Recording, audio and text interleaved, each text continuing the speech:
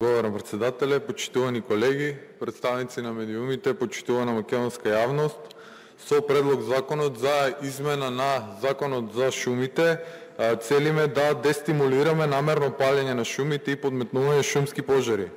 Главни мотиви за подметнување пожари се земјиштето кое што било зафатено од пожари да се урбанизира, на него да се градат објекти, фотоволтаични централи и да се врши сеча на дрвја.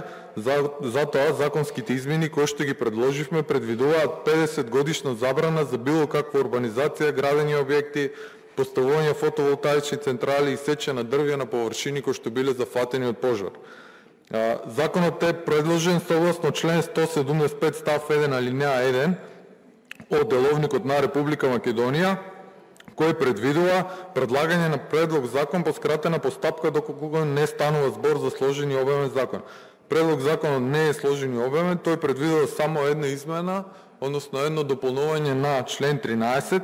Член 13 во сегашната форма уредува низа на забрани, чија цел е одржливо стопанисување со шумите и членот содржи два става. Предлог измените предвидуваат додавање само на еден нов став, кој што ги предвидува претходно споменатите забрани.